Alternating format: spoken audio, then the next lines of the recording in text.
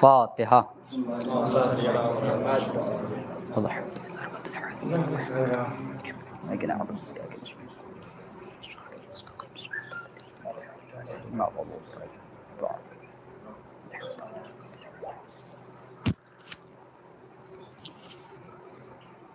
لا حول ولا قوة الا باللہ العلی العظیم۔ اعوذ باللہ من الشیطان الرجیم۔ بسم اللہ الرحمن الرحیم۔ الحمد للہ رب العالمین، الصلاۃ والسلام علی اشرف الانبیاء والمرسلین، سیدنا و شفیع ذنوبنا و مولانا و مولا الثقلین، جد الحسن والحسین ابی القاسم محمد وآلہ الطیبین الطاہرین المعصومین المظلومین المنتخبین، ولعنۃ اللہ علی اعدائہم اجمعین۔ اما بعد فقد قال اللہ تبارک و تعالی فی کتابہ الکریم۔ بسم اللہ الرحمن الرحیم۔ ان شر الدواب عند اللہ الصم البکم الذین لا یعقلون۔ ایک صلوات پڑھیں پر محمد۔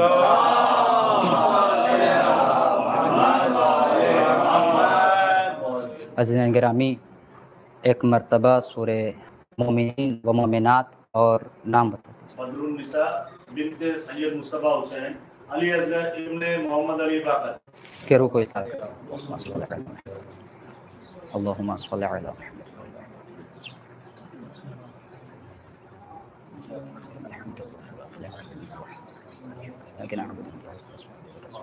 بسم اللہ الرحمن الرحیم۔ بسم اللہ الرحمن الرحیم۔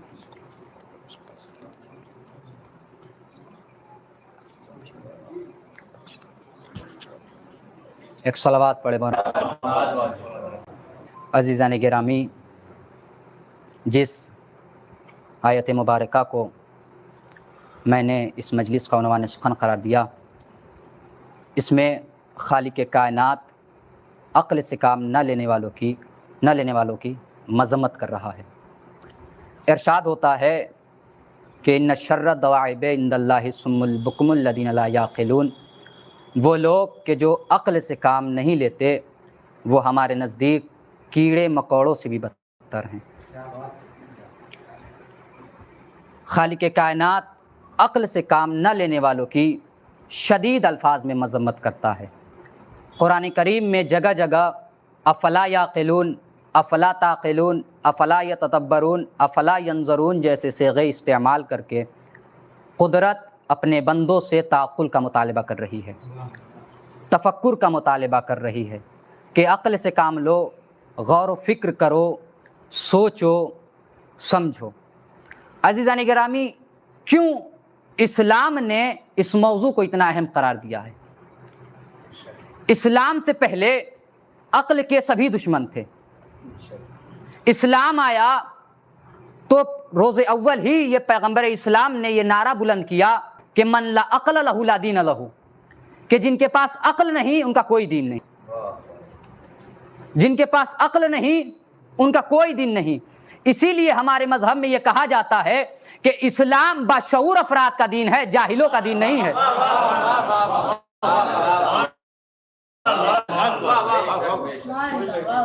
اسلام باشعور افراد کا دین ہے، جاہلوں کا دین نہیں ہے۔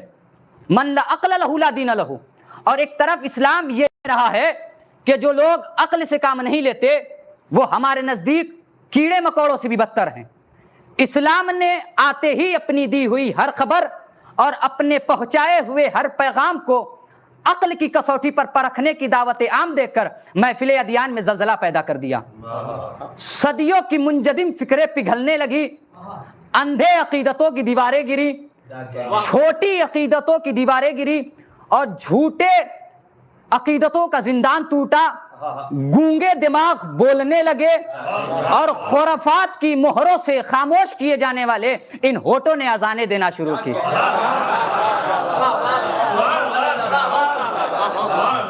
ایک صلوات پڑھے بر محمد وآلہ۔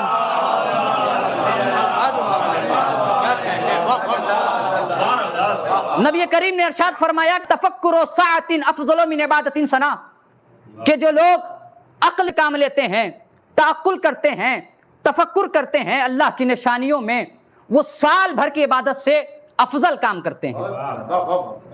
جو لوگ اللہ کی نشانیوں میں عقل سے کام لیتے ہیں، تفکر کرتے ہیں، تعقل کرتے ہیں، وہ سال بھر کی عبادت سے افضل کام کرتے ہیں۔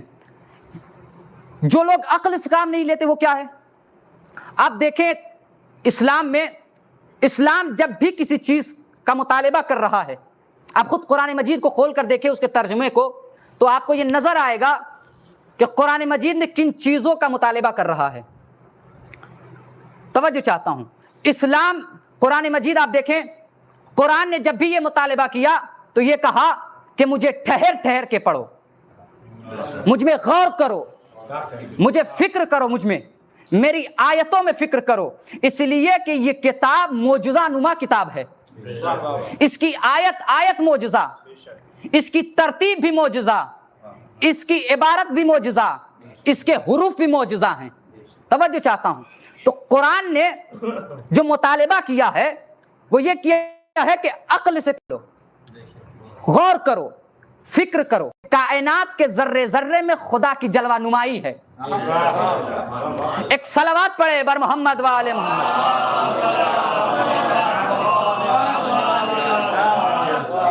امام سجاد علیہ الصلوۃ والسلام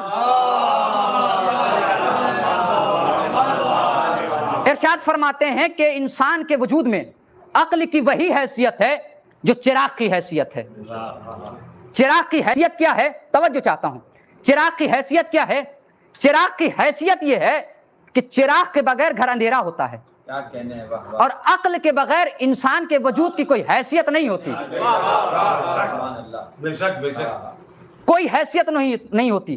توجہ چاہتا ہوں، لہٰذا اسلام نے ان تمام افعال کو حرام قرار دیا کہ جن سے عقل زائل ہوتی ہے، عقل متاثر جن چیزوں سے ہوتی ہے، اسلام نے ان تمام افعال کو حرام قرار دیا، اور تمام ان اشیاء کو حرام قرار دیا کہ جس سے عقل متاثر ہوتی ہے۔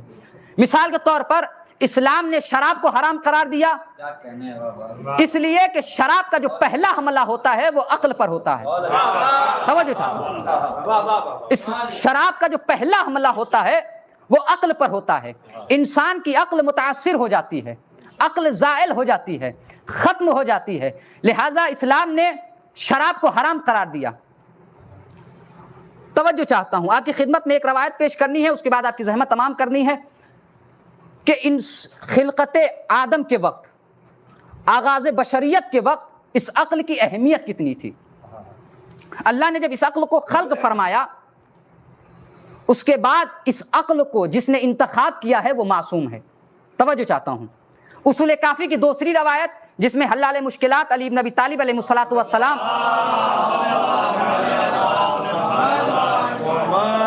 ارشاد فرماتے ہیں کہ لما خلق اللہ الآدم، اللہ نے جب آدم کو خلق کیا، حبط جبرائیل علی آدم، اور جناب جبرائیل اللہ کے حکم سے آدم کی خدمت میں آئے، آنے کے بعد عرض کیا انی امرت، اے آدم مجھے یہ حکم دیا گیا ہے کہ ان اخیرک واحدۃ من الثلاث، کہ میں ان تین چیزوں میں سے کسی ایک چیز کو آپ کے حوالے کر دوں۔ توجہ چاہتا ہوں، ان تین چیزوں میں سے کسی ایک چیز کو آپ کے حوالے کر دوں، مگر شرط یہ ہے کہ ان تینوں چیزوں میں سے کسی ایک شے کا آپ انتخاب کریں، جس چیز کا آپ انتخاب کریں گے وہ شے آپ کو دے دی جائے گی، اور دو چیزوں کو رہا کر دیا جائے گا۔ روایت یہ کہتی ہے کہ جبرائیل نے، آدم نے یہ عرض کیا جبرائیل سے، یا جبرائیل وما الثلاث، اے جبرائیل پہلے یہ تو بتاؤ کہ وہ تین چیزیں ہیں کیا۔ آدم جیسا معصوم کہ جو علم رکھتا ہے غیب کا، وہ نبی کہہ رہا ہے آدم پہلے وہ تو بتاؤ کہ وہ تین چیزیں ہیں کیا۔ اور ہم کیا کرتے ہیں؟ جلد بازی میں آ کر فیصلہ کر بیٹھتے ہیں۔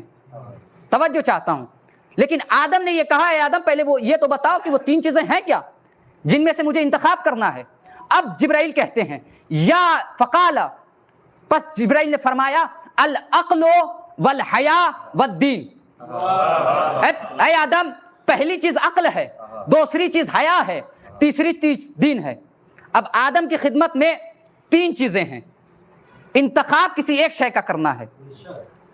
اگر اس مقام پر ہم اور آپ ہوتے تو کیا کرتے؟ توجہ چاہتا ہوں، آپ کی بات نہیں کرتا، اس مقام پر میں اکثر اپنی بات کرتا ہوں کہ اگر اس مقام پر میں ہوتا تو آگے بڑھ کر دین کو لے لیتا، اس لیے کہ ہم یہ سمجھتے ہیں کہ دین ہے تو سب کچھ ہے، دین نہیں تو کچھ بھی نہیں۔ توجہ چاہوں، اس لیے کہ دین ایک ایسا حدود ہے کہ جس کے اندر رہ کر ہمیں تمام افعال کو انجام دینا ہوتا ہے، لہذا میں ہوتا تو یہ آگے بڑھ کر دین کو لے لیتا۔ مگر آدم، یاد رکھیں عزیزان گرامی کہ آدم ہے معصوم، اور معصوم کا کوئی کام حکمت سے خالی نہیں ہوتا، لہذا آدم کچھ دیر ٹھہرے، اور ٹھہرنے کے بعد عرض کیا یا جبرائیل انی قد اخترت العقل، میں نے ان تینوں چیزوں میں سے عقل کا انتخاب کیا۔ توجہ چاہتا، میں نے ان تینوں چیزوں میں سے عقل کا انتخاب کیا۔ اب عقل کا انتخاب ہوا اور جبرائیل متوجہ ہوئے حیا اور دین کی طرف اور کہا انصرفا، اے عقل اور حیا اب تم دونوں واپس جاؤ، اس لیے کہ عقل کا انتخاب ہو گیا ہے، تمہارا انتخاب نہیں ہوا۔ جس چیز کا انتخاب ہونا تھا وہ جبرائیل آدم کے حوالے کرنا تھا کہ عقل اور حیا ایک زبان میں ہو کے جبرائیل سے کہتے ہیں جبرائیل ہم واپس نہیں جائیں گے۔ جبرائیل کہتے ہیں کہ تم دونوں واپس کیوں نہیں جاؤ گے، تمہارا انتخاب نہیں ہوا، تم دونوں کو واپس جانا ہوگا۔ روایت یہ کہتی ہے کہ عقل اور دین اور حیا ایک زبان میں ہو کے جبرائیل سے کہتے ہیں جبرائیل ہم واپس نہیں جانے والے، اس لیے کہ انا امرنا ان نکون مع العقل حیث کان، کہ اللہ نے ہمیں یہ حکم دیا ہے کہ جہاں عقل رہے گی وہاں ہم رہیں گے۔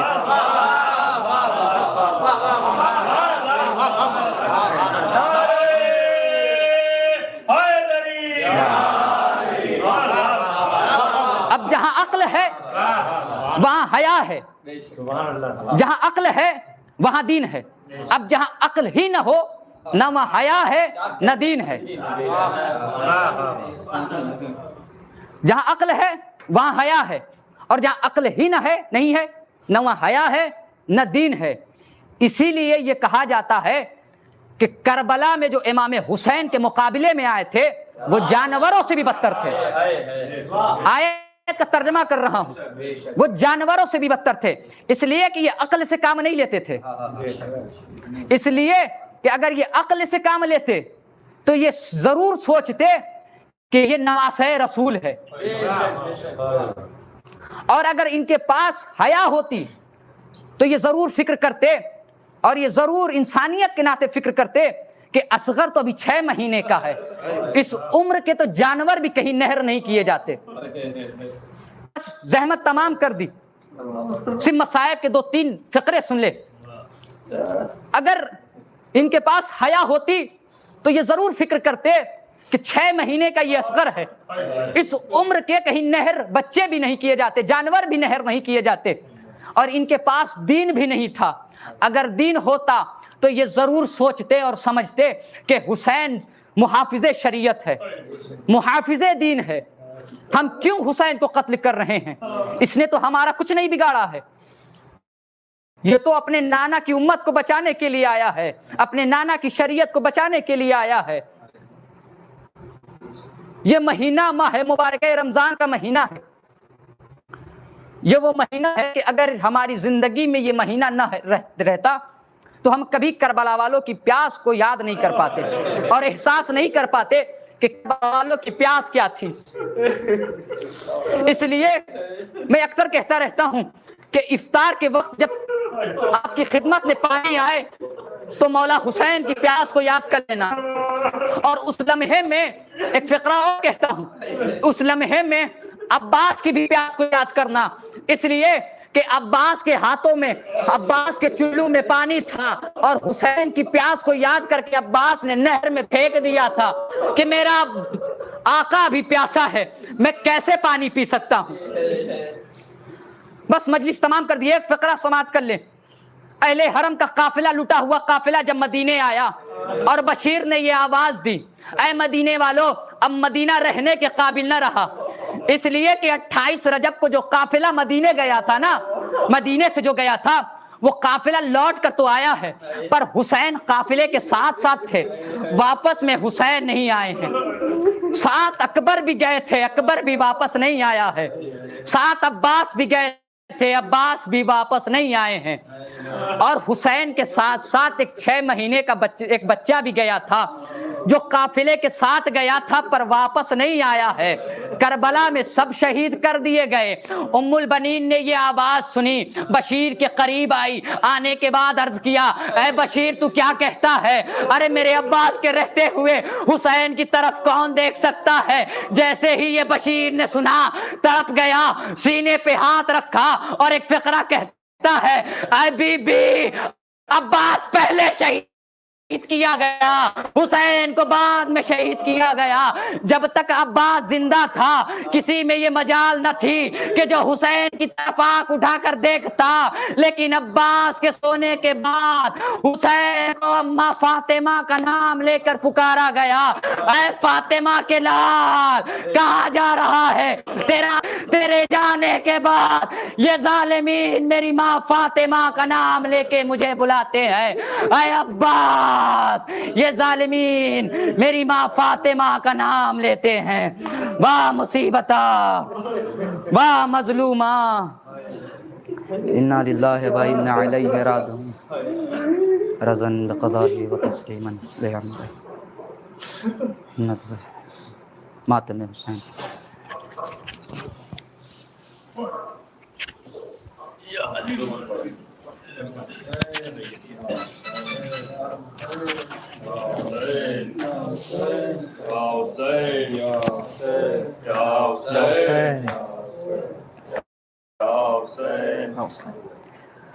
امّوں کو صدا دیتی تھی جب بال سکینہ، دریا پہ تڑپ جاتا تھا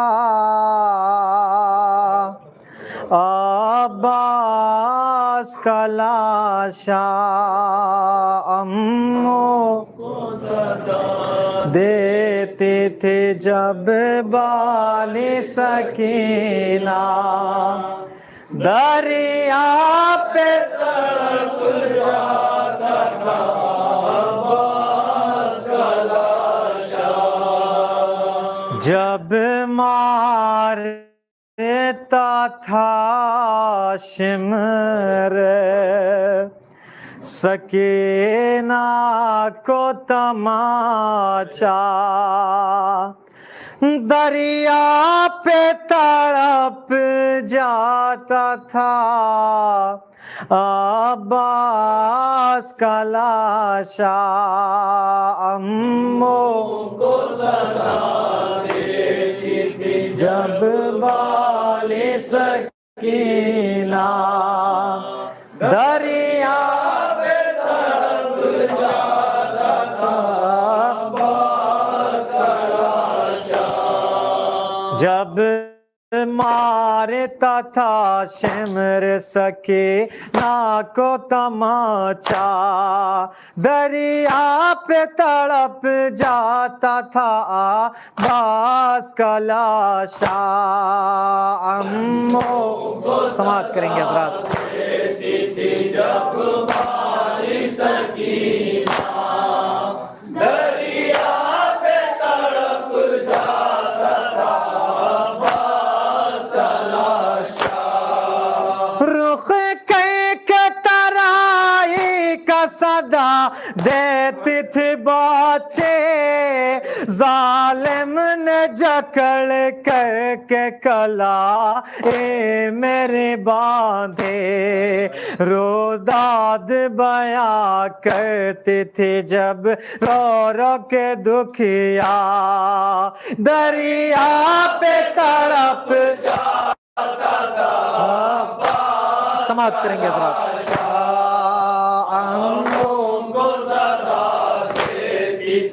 जब बाली सकीना दरिया पे तड़प जाता था अब्बास का लाशा।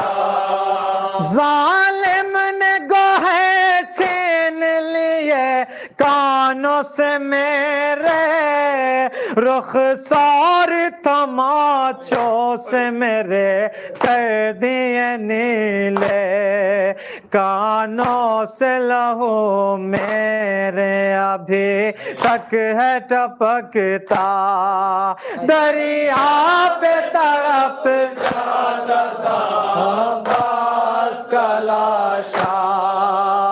अम्मो को सदा देती थी जब बाली सकीना, दरिया पे तड़प जाता था अब्बास का लाशा। फरमाया था ये आपने सीने से लगा के, पानी में पिलाऊंगा तुम्हें नहर से लाकर, शिद्दत से आतश के मेरा सीना है सुलगता, दरिया पे तड़प जाता था अब्बास का लाशा।